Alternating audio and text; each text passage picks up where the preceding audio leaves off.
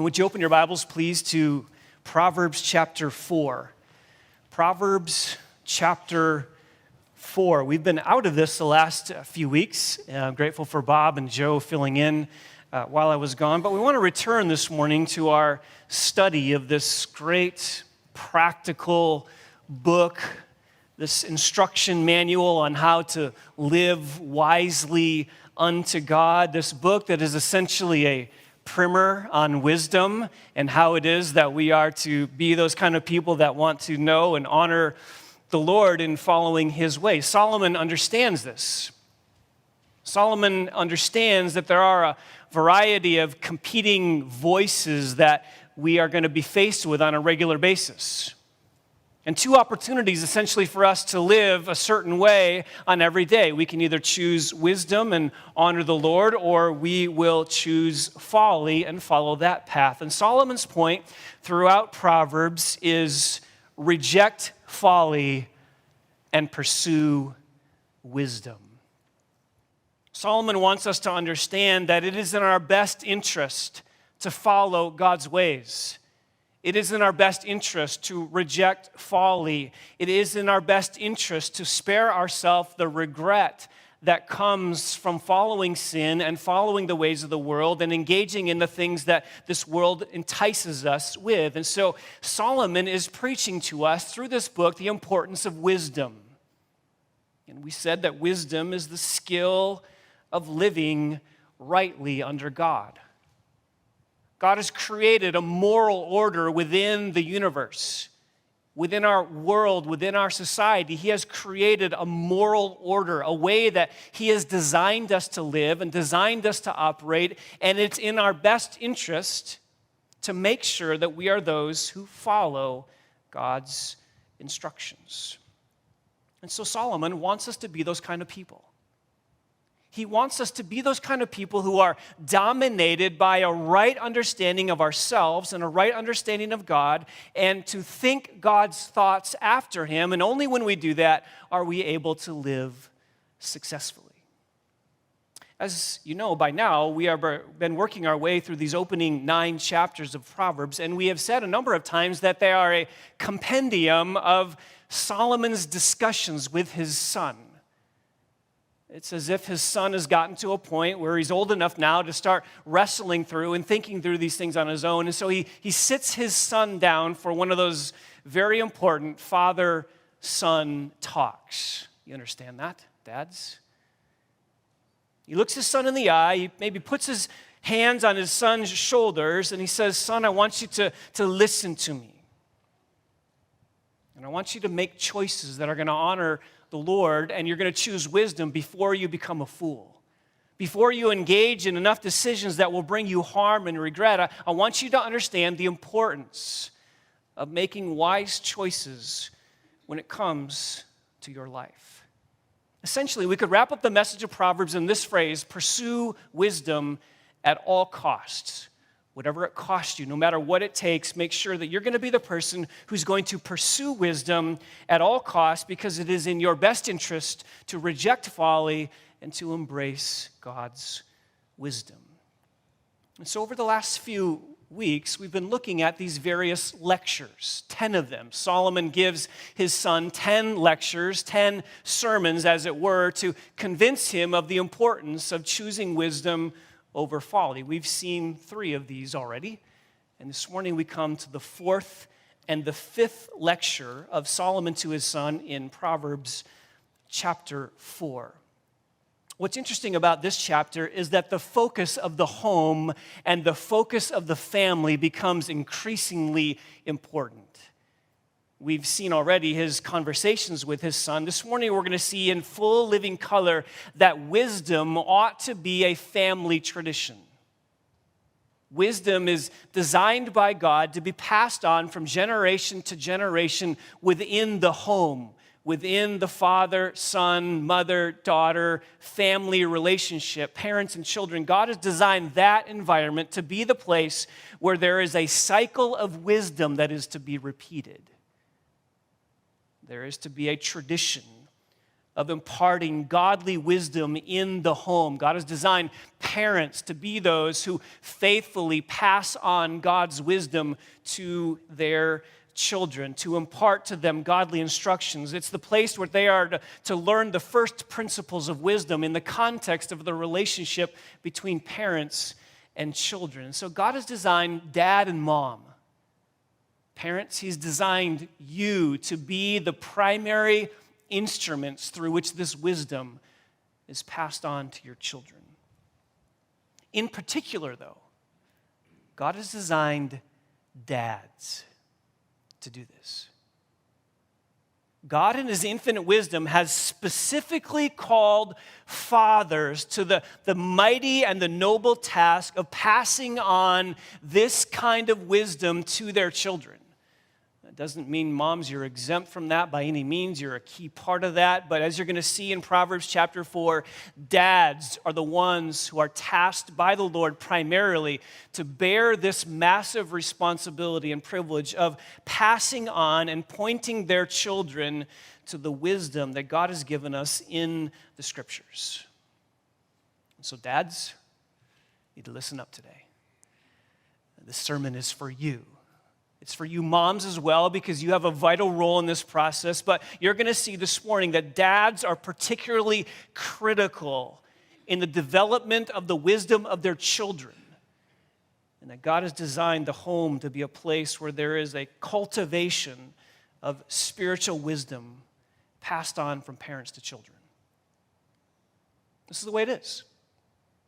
God has designed it this way. Psalm 78, God told Israel to do this. He says, He established a testimony in Jacob and appointed a law in Israel, which He commanded our fathers, that they should teach them to their children, that the generation to come might know, even the children yet to be born, that they may arise and tell them to their children.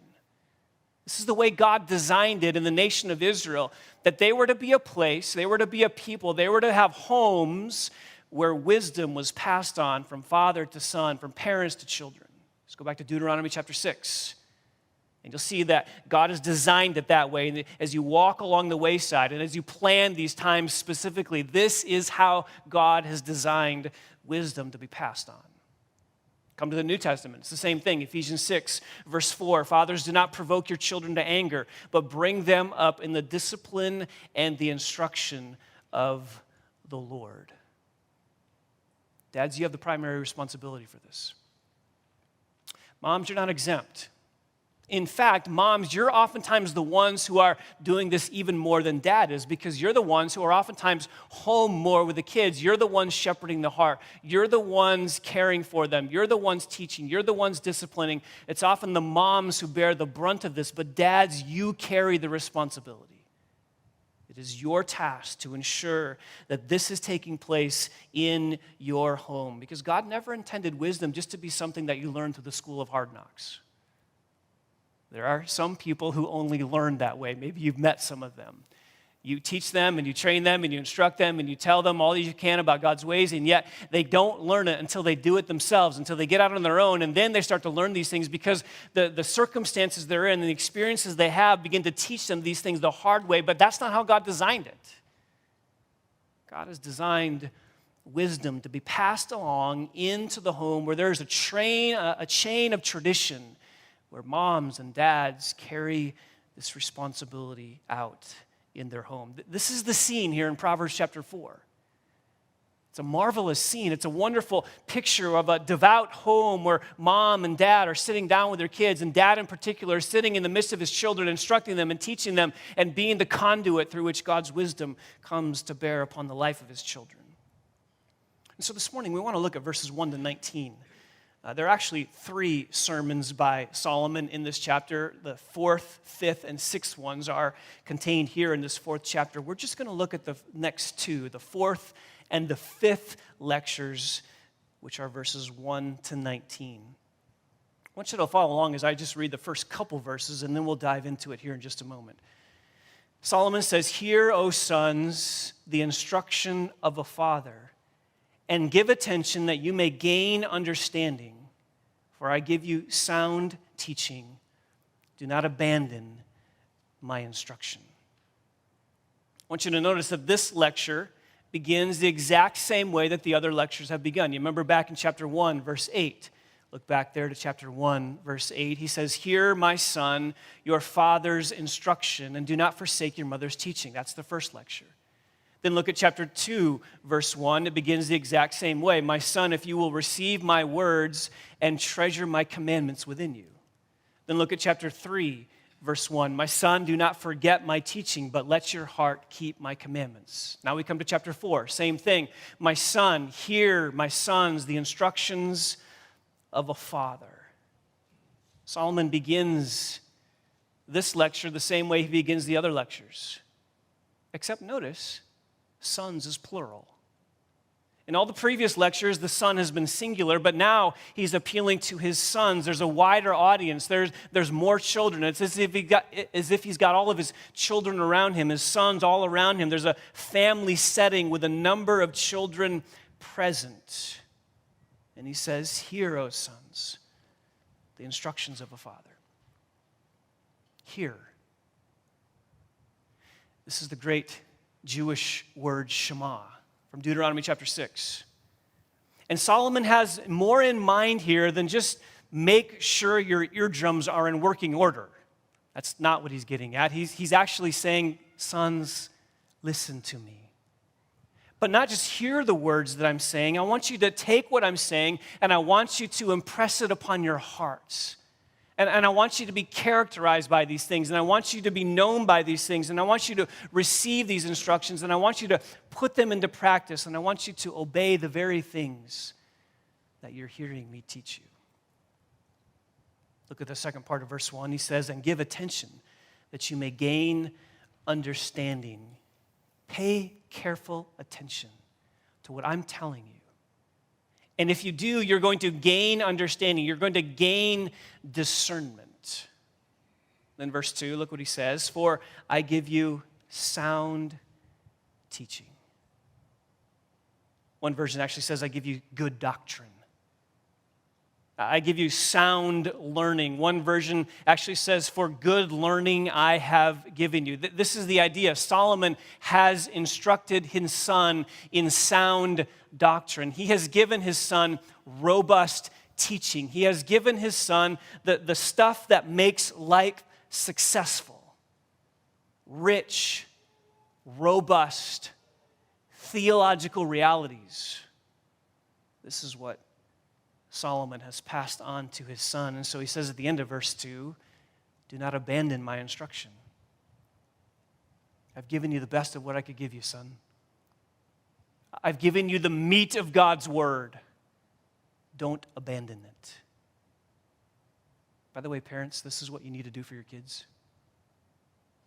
Parents, this is what you need to be able to say to your children. Verse 2, "I give you sound teaching." Dads and moms, can you say that to your kids? Can you look at them in the eyes and can you tell them, "I have given you sound instruction"?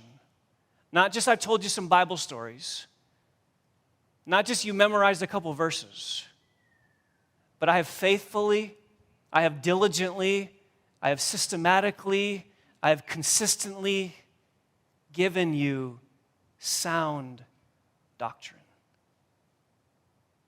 Parents, it's critical that we're the ones that can be able to say that to our kids. And dads, you need to be the one that champions that in your home. You need to be the one that are anchoring your children in the meat of God's word. You need to give them doctrinal truths. You need to give them doctrinal realities. This is what it means to be a part of a godly home, a home that is passing on the tradition of wisdom. You are anchoring your kids' hearts in sound theology. We've not done this perfectly in our home by any means. But over the last number of years with our kids, we've tried to do this. We've tried to walk through doctrinal issues. We've tried to think through theological issues. I remember even taking my boys through something called drive-by theology. And just listening week after week after week. Theology explained. That's what we do. That's the mark of a godly home. And by the way, kids, listen up, kids. If you're in a home where mom and dad are doing this, listen. Listen to them. Pay attention to what they are teaching you. Your mom and your dad, if they love Christ and they love his word, this is what they're going to be doing with you. They are going to be doing this kind of exercise where they are imparting to you sound teaching and sound doctrine. Listen to them. Pay attention to what they're teaching you. Well, in order to impress upon us the importance of this wisdom, Solomon does two things here. I want to show you 2 points. The first one is a fatherly appeal to wisdom modeled. And then the second thing I want to show you is a fatherly appeal to wisdom replicated. Solomon does something very interesting. In verses 3 to 9, Solomon actually goes back to his own upbringing. He tells us what it was like to live in the house with David as his father. And he's going to tell us what that was like, the dynamics there, the things he heard from David. And then he's going to turn around and he's going to appeal to his son with the same things that he heard his dad say, exhorting him to pursue wisdom. So I want to show you 2 points. Number 1, a fatherly appeal to wisdom modeled. And then number 2, a fatherly appeal to wisdom replicated. Let's look at the first point. Verses 3 through 9 is a fatherly appeal to wisdom model. And as I said, Solomon is going to rehearse now for us and for his son what it was like for him to grow up with David and Bathsheba as mom and dad. He remembers. Notice verse 3. When I was a son to my father, tender and the only son in the sight of my mother, then he taught me and said to me. This is fascinating. We have 3 generations represented here. We have Solomon remembering what it was like to be parented by David, and Solomon, who is now shepherding his son, Rehoboam. 3 generations where there is a cycle of wisdom that is being passed on from generation to generation in this home, and this is the way it was supposed to occur in Israel. This is the way it's supposed to occur today in your homes, within godly families. This is the exercise that ought to be taking place. He says, verse 3, when I was a son to my father, tender and the only sight in the son of my mother. He remembers back to a time when it was just him and his parents. You remember the story. David saw Bathsheba bathing on the top of a roof. He wanted to pursue her. He engaged in adultery. He had her husband Uriah killed. There was a child that was conceived as a result of that who died soon after birth. And then 2 Samuel chapter 12 tells us that David and his wife Bathsheba had another child soon after that, and that child was Solomon. He was the first of many children. He had at least 3 brothers, we know after that. But Solomon is going back to a time where he is remembering what it was like to live in the home with David and Bathsheba as his mom and his dad, and it was just him and them. And he's remembering what it was like. He's not doing this just for nostalgia. He's not doing this just to reminisce on some good times in their home. No, Solomon's point in recollecting what it was like to live under David and Bathsheba, he's doing that so he establishes for us the family tradition of wisdom. He's going to go back to his own upbringing, to his own heritage, to his own life being raised by his parents, and he's going to establish the fact that this is what God expects. This is what David did for me. Son, this is what Grandpa did for me. This is what he taught me. This is what I'm teaching you. This is what he believed. This is what I believe. This is what he lived. This is what I live. Now we're exhorting you to do the same thing, son. This is what you need to embrace. You need to embrace the same things Grandpa embraced and taught me and lived out. This is the godly heritage that has been passed on from me, and now it is the godly heritage that I'm passing on to you. Notice verses 4 to 9 are in quotes. Notice that there is a quote around the first part of the conversation in verse 4 that extends all the way down to verse 9. Those are all David's words. And so for just a moment, I want to take you into the home of David and Bathsheba. And we get to eavesdrop this morning for just a few moments on what it was like to have David as your dad. We get to listen in on a father-son conversation. We get to eavesdrop. We get to kind of get a little behind-the-scenes view of what was going on in that home. And as we do this, I want you to ask yourself the question, parents, are you having conversations like this? Dads, are you having conversations like this with your children? Let me read the whole quote, and then we're going to come back and look at it. Look at verse 4. Then he taught me and said to me, let your heart hold fast my words. Keep my commandments and live. Acquire wisdom, acquire understanding. Do not forget nor turn away from the words of my mouth. Do not forsake her, and she will guard you. Love her, and she will watch over you. The beginning of wisdom is acquire wisdom. And with all your acquiring, get understanding. Prize her, and she will exalt you. She will honor you if you embrace her. She will place on your head a garland of grace, and she will present you with a crown of beauty. Notice all the verbs. Notice all the exhortations. Hold fast, keep, acquire, do not forget, do not turn away, do not forsake, love, acquire, get, prize. Do you see the terms he's using here? These are not suggestions. These are a father's exhortations to his son. You must, you have to live this way. You have to embrace what I'm teaching you. You have to treasure what I am teaching you. These are not just things that you could or could not do. No, these are absolute firm commands where Solomon is exhorted by David to wholeheartedly embrace what dad has given him.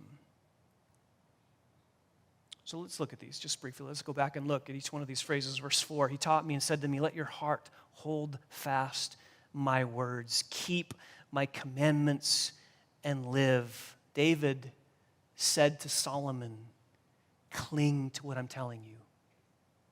Cling to it. Treasure it. Don't let go of it. Hold fast to it because your life depends on it. Your spiritual existence depends upon how well you hold fast to the things that I'm teaching you. Verse 5, acquire wisdom. Acquire understanding. Do not forget nor turn away from the words of my mouth. That word acquire occurs twice there. It actually is the word that means to buy or to purchase. And the idea here is no matter what the cost is, no matter what you need to pay, no matter what it's going to cost you, whatever effort you need to put into it, at all cost, get wisdom. Acquire it, obtain it, get it. It doesn't matter what you need to do. It doesn't matter what it costs you. You have to get wisdom. This is the terminology. We're going to see it again in verse 7, the same word, acquire. And so he's telling him, make sure you get this. And once you get it, don't turn away from it. Hang on to it. Hold it tightly. Live by it for the rest of your days, Solomon. Then verse 6, do not forsake her, and she will guard you. Love her, and she will watch over you. Don't reject her. Hold firmly to this wisdom. Love her. And notice the effects of this. She will guard you, and she will watch over you. He knows, David does, that there is protection within the life of wisdom. By the way, did you notice here that Solomon or David is warning his son about the unreliability of his own heart? It will guard you. It will protect you. It will watch over you. What? From outside distractions and threats, yes, but also from inside threats that arise from our own sinful desires. David understands by his own practice the unreliability of his own heart. We need to hear that today because how often don't parents tell their kids to follow their hearts? That is some of the worst advice you could give your child. Don't tell your kid to follow their heart. Please. Don't tell them to just go and follow whatever inclinations and desires they have, because the heart is wicked and deceitful. That is poor parenting if you tell your child to go and just follow their dreams and follow their heart. Solomon is told by David that it's wisdom that protects him from his own heart. It's wisdom that guards his own heart. It's as if David is saying, you think you don't need to pay careful attention to this, but trust me, you do. You may think you know better at times, but you don't, Solomon, so pay attention to what I'm telling you. Not what your heart is telling you, not what you're desiring, not what your friends are telling you. Pay attention to what wisdom tells you to do. Verse 7. The beginning of wisdom is acquire wisdom, and with all your acquiring, get understanding. This is kind of the pinnacle of David's advice to Solomon. Notice the first part of verse 7. The beginning of wisdom is acquire wisdom. Or maybe a better translation is the primary thing is wisdom, so get wisdom. Another version says wisdom is supreme, therefore get wisdom. New King James says wisdom is the principal thing, therefore get wisdom. One literal translation says the first thing is wisdom, so get wisdom. You get the idea. The single most important thing that you and I can pursue in this life is God's wisdom, period. More important than anything you crave, more important than anything you work for, more important than anything you desire, more important than anything the world says is important, is this. Wisdom is the primary thing. So David is exhorting his son. There's nothing more important than this. Look back in Proverbs chapter 3, verses 13 to 15. We looked at this a few weeks ago, but notice again back in Proverbs 3 just how Solomon explains just the incredible benefit and value of wisdom. Notice Proverbs 3, verse 13. He says, how blessed is the man who finds wisdom and the man who gains understanding, for her profit is better than the profit of silver, and her gain better than fine gold. She is more precious than jewels, and nothing you desire compares with her. Not all the money in the world, not all the fame in the world, not all the diplomas or degrees, not all the money you could gather, not the biggest nest egg you could accumulate, approximates the value of wisdom. Get it. Make it your supreme pursuit. Sell off everything you have, if you have to get wisdom and live by God's principles. Resolve to get it at whatever cost. And you prize it, and you cherish it, and you treasure it, and you commit yourself to it. This is what David told Solomon over and over and over again. Notice verses 8 and 9. Prize her, and she will exalt you. She will honor you if you embrace her. She will place on your head a garland of grace, and she will present you with a crown of beauty. David uses here metaphors of distinction and honor, and he uses various descriptive terms to communicate just the importance of how critical wisdom is in our life. It will exalt us. It will honor us. It will place a garland of grace on your head and a crown of beauty upon you. Those are terms meant to reflect the beauty and the wonder and the splendor and the attractiveness of a life that is crowned by wisdom. These are the things that David said to his son. This is what it was like to grow up in the home of David and Bathsheba. You say, well, he was kind of a mess at times, wasn't he? Of course he was. At least 8 wives David had. Adulterer. Murderer. Yep. But he knew his responsibilities. He knew how critical this was for his home. He knew how essential this was to the passing on and the tradition of wisdom, and he faithfully taught Solomon to walk in God's ways. And you wonder why Solomon chose what he chose when God came to him and said, you can have anything you want? Does that make sense now why he chose what he chose? 1 Kings chapter 3, God approaches Solomon as he's about to embrace his role as king and start his rule as king, and God says to him, I'll give you anything you want. And what's the first thing that comes to Solomon's mind? Wisdom. Why? Because it's all he heard day after day, year after year, being raised under David. You see what David's doing? David was not trying to control his son's behavior as much as he was trying to capture his son's heart.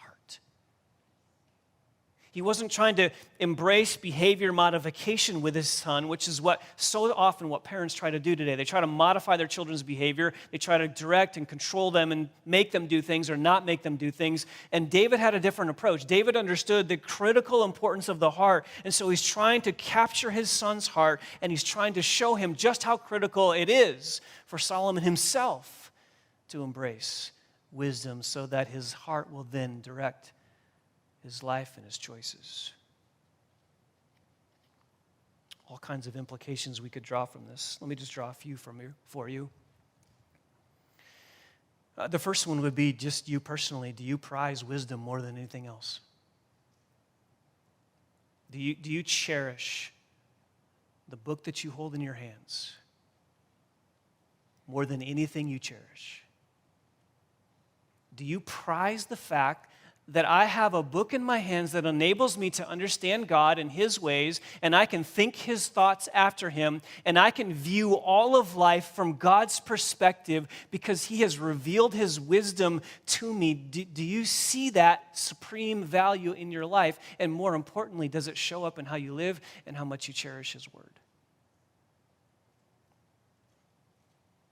Are you putting yourself in the way of this wisdom? Are you flooding your minds with this truth? Are you frequently absorbing and allowing the truth of God's wisdom to permeate your mind and your heart so that now you begin to think God's thoughts after Him? That's what David was doing with Solomon. Are you doing it with yourself? Kids, let me talk to you young people for just a minute. You as young people, I presume, are being raised in a home where your parents see this value. Are you listening to them? Listen, I remember what it was like to be a teenager. I was remembering what it was like even this week as I was working through this and just thinking about the fact that I thought at a point in my life my parents didn't know anything. And I think it was Mark Twain, who said, when I was a boy of 14, my father was so ignorant, I could hardly stand to have the old man around. But when I got to 21, I was astonished at how much the old man had learned in 7 years.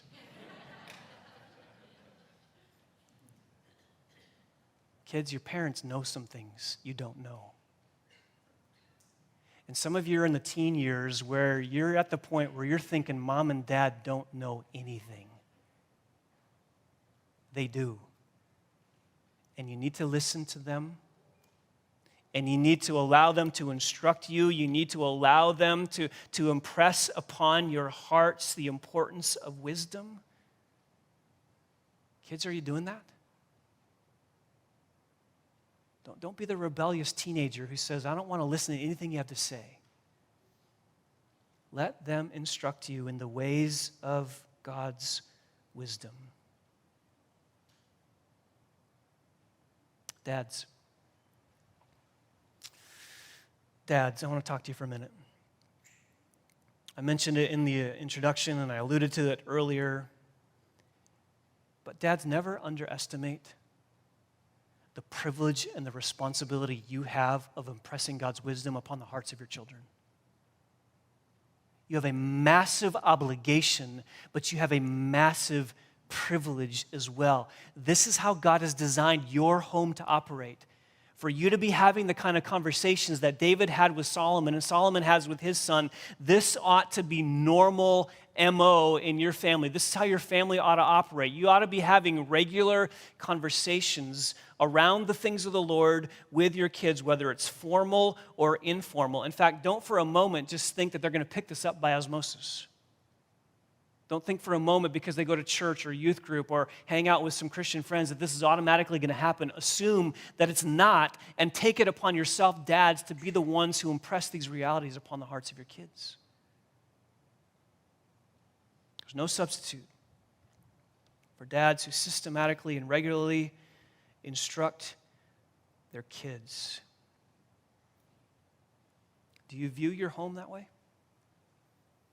Do you know your home is the most important hall of learning there is in this country? Not schools, not universities. Your home is the single most important place where your kids are going to learn these principles. I was reading a fascinating article, I think it was last week, entitled "The Cultural Consequences When Fathers Abandoned Children." Now, before I mention what this article is about, let me just say to you single moms, you have a wonderful privilege to do this thing with your kids as well. Just because you may be a single mom without a father figure in the home does not mean that suddenly everything's going to fall apart and your kids are going to turn out horrible. That is not at all what I want to communicate. If you're a single mom here, know that God is faithful and He will sustain you in the midst of that. So let me just preface what I'm going to read with those comments. God is faithful to make up the difference, and God is faithful to bless your efforts as a single mom to sustain your children in the ways of wisdom. But the article I was reading was an insightful observation about how much of what is taking place in our society today is likely the result of generations of fatherlessness. Let me read a little bit. What I see are large numbers of people across the nation who have something in common beyond their congregational cause du jour. They did not have the stability of the healthy and functional family that all children deserve, most likely due to the lack of a father or an effective father in their home. Rarely is the lack of fatherhood more evident than during the social entropy of urban civil unrest, end quote. In other words, why are there people rioting? Why are there people looting?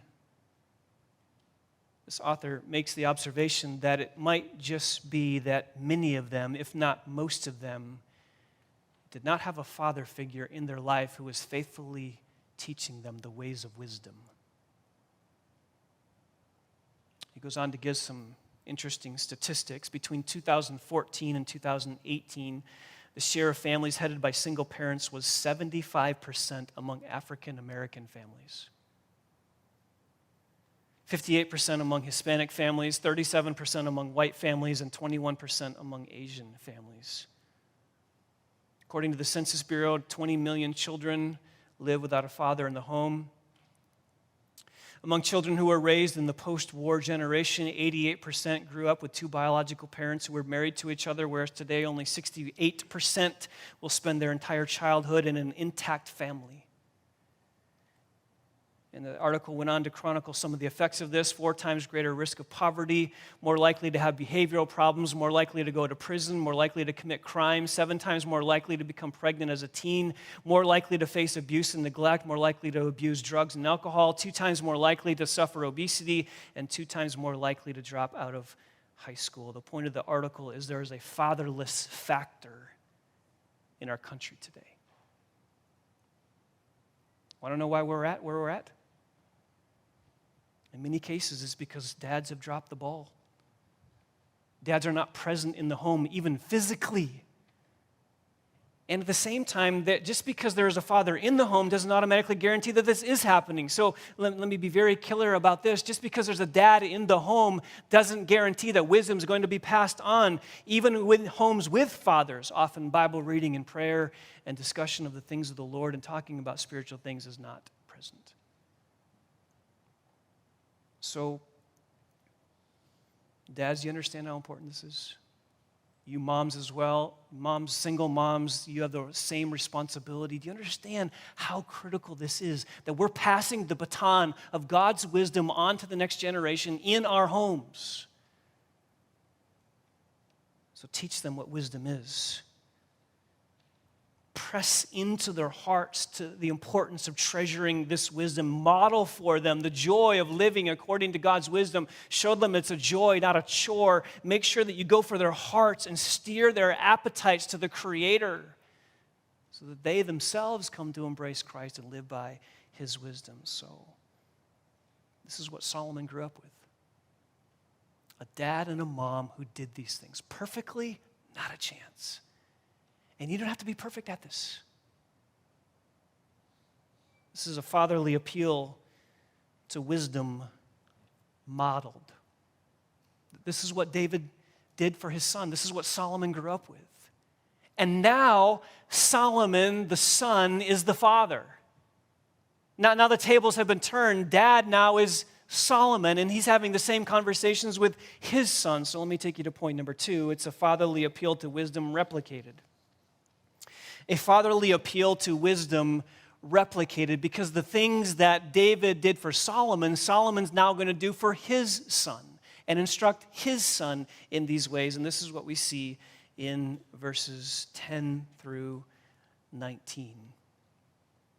I want you to notice there's a breakdown in the way this occurs. Verses 10 to 13, Solomon's going to describe the way of wisdom to pursue. And then verses 14 to 17 is the way of wickedness to avoid. So he's on the one hand going to show his son the things he needs to pursue. And then on the other hand, he's going to show him the life of folly that needs to be avoided. So here's lecture number 5, starting in verse 10.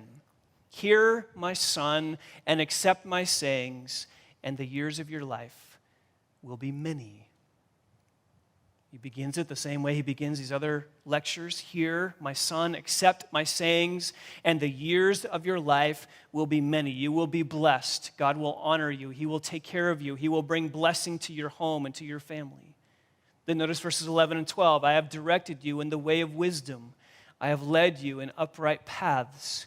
When you walk, your steps will not be impeded, and if you run, you will not stumble.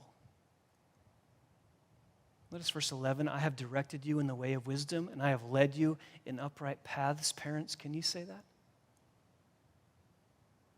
Will your kids one day reminisce and think back on what it was like to be raised in your home, and will they remember those kind of conversations where you directed them in the way of wisdom and you led them in the upright paths?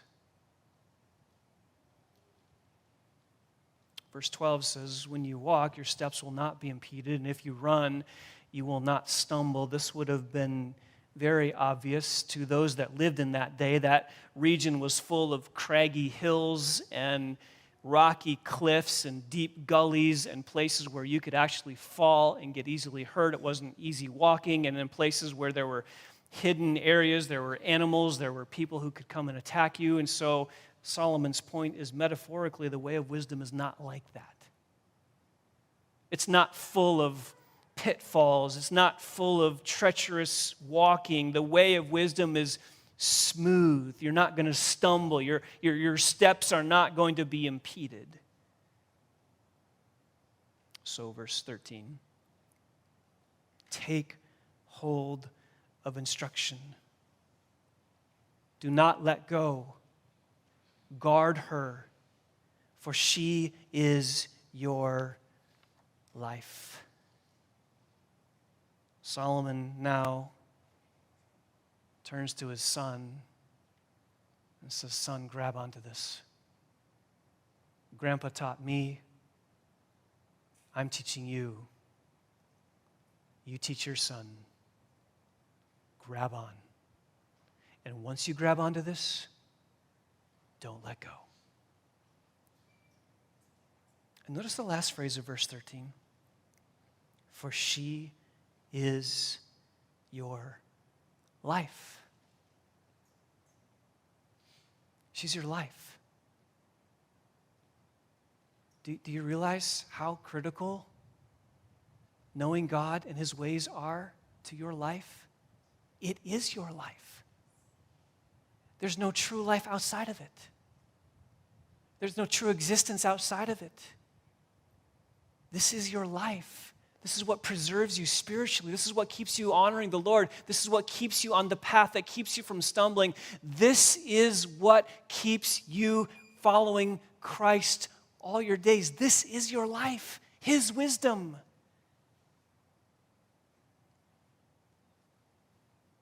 Do you see God's wisdom as your life? Job did. Job 23, verse 12. I have not departed from the command of his lips. I have treasured the words of his mouth more than my necessary food. Can you say that? I consider God's words as more essential to me than food, as our stomachs rumble waiting for lunch. Jeremiah believed this. Jeremiah 15, verse 16, your words were found and I ate them, and your words became for me a joy and a delight of my heart. Can you say that? Can you say that the words of God, the truth of God, His wisdom is a delight to my heart? Jesus believed this. Matthew 4, verse 4, He says, it is written, man shall not live on bread alone, but on every word that proceeds out of the mouth of God. God's wisdom is your life. Without it, you don't live spiritually. You might be thinking, well, good night, Todd. You keep saying the same thing over and over and over again. This is message number 10, and you just keep saying the same thing. Yep. So does Solomon. So it's okay. And that tells us something. It tells us that learning requires repetition. We need to keep hearing this over and over and over again, because let's be honest with ourselves and let's just face it, often we're still tempted to think that sin pays off. We still think that the way of the world and the way of the things around us and the sin that our heart longs for, we are still tempted to at times believe that that's going to pay off for us. There's something in it for us. There's some satisfaction in it for us. And Solomon keeps hammering away over and over and over again. It will never pay off. It will never satisfy. It's never worth it. Even in that moment when your heart is craving for some sinful satisfaction, it's not worth it. Ever. It's your life. Learning requires repetition. So Solomon, having heard for years from Dad, David, about the importance of wisdom, now is passing that same baton on to his children, the importance of raising them to know God's wisdom. And on the one hand, he's got to point them in the right direction, and on the other hand, he's got to warn them against the wrong direction, which is what he does in verses 14 to 17. Look what he does here in verses 14 to 17. He warns them about the dangers of wickedness in the ways of the world. He warns them about the dangers of bad company. He warns them about the dangers of bad influences. He warns them about the serious effect of hanging out and associating with bad people. This is important because sometimes sin sounds really fun. And sometimes people will come along and they'll entice you to do something. And there's something in your heart that says, yeah, you know what? That sounds kind of adventurous. I think I might want to do that. I shouldn't do it, but I want to do it. There are circumstances and there are people in your life that will present themselves to you, enticing you to do things that you shouldn't. And you've got to have your mind made up ahead of time about whether you're going to engage in that and whether you're going to go with those kind of people. Look at verse 14. Do not enter the path of the wicked, and do not proceed in the way of evil men. Avoid it. Do not pass by it. Turn away from it and pass on. Notice the urgency here. These are not suggestions. Again, these are admonitions and exhortations, 6 of them. Do not enter, do not proceed, avoid, do not pass by it, turn away, pass on. Do you think he could have used any stronger terms here? Don't even go near those kind of people. Avoid it at all costs. It will never pay off. Why? Verse 16 and 17. For they cannot sleep unless they do evil, and they are robbed of sleep unless they make someone stumble, for they eat the bread of wickedness and they drink the wine of violence. Solomon says there will be some people in your life who can't sleep until they commit wickedness. Most people can't sleep if they're engaged in wickedness. But there are some people who can't sleep unless they commit wickedness. Until they've hurt someone, until they've done something sinful, then they can sleep. Notice verse 17. It's so much a part of them that they eat the bread of wickedness and they drink the wine of violence. It's their food. It's what they eat. It's what they embrace. They're so wicked, they actually live their lives for this. Solomon says to his son, avoid those people. Avoid those circumstances. Run hard and run fast away from it. Parents, are you teaching your kids this? Are you teaching your kids the folly of sin? Are you teaching them that sin never pays off? Are you teaching them that there are wicked, evil people in this world and that we live in a world of sin? And are you teaching them that those things are situations that have to be avoided? You have to instruct them in this. You have to teach them about the folly of sinfulness and the fact that it never pays off, it's never worth it, and it never works out well. You constantly have to be warning your kids, not just instructing them about the things they should do, but warning them against the things that this world is going to throw at them. What's the point? Here's the summary, verses 18 and 19. But the path of the righteous is like the light of dawn that shines brighter and brighter until the full day. The way of the wicked is like darkness. They do not know over what they stumble. Two paths, two choices, two roads. Which one are you on? There's one way, the way of the righteous, verse 18, that is like the light of dawn that shines brighter and brighter until the full day. The way of the righteous is like the dawn that breaks through the morning and the rays of sun begin to illuminate the earth, and suddenly throughout the course of the morning, it arrives that full, bright light in the middle of the day. That's what the righteous are like.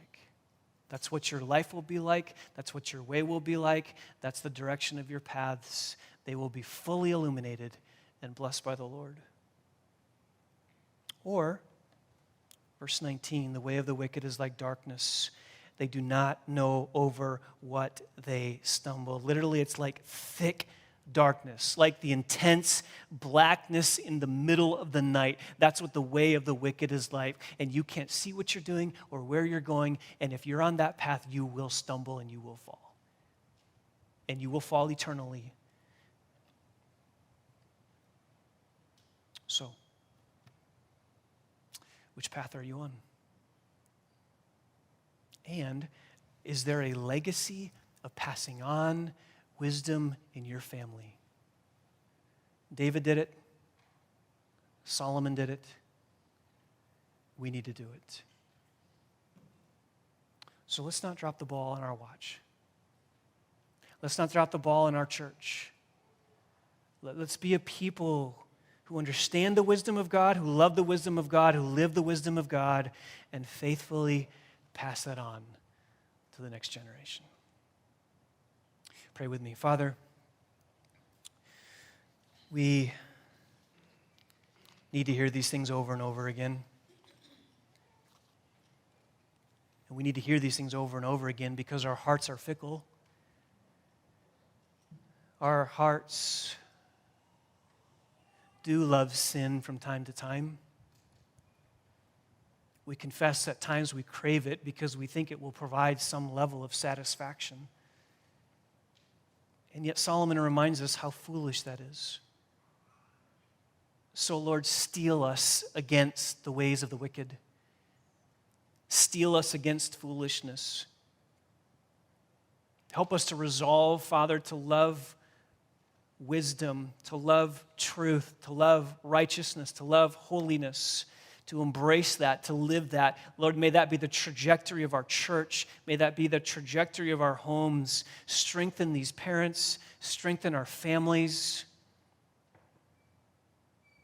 so that the baton of wisdom is passed to our children and to our grandchildren, so that you'll be honored and glorified, and so that our lives will be blessed. Lord, we thank you for this wonderful, practical instruction. May we put it into practice this week. In Christ's name we pray. Amen.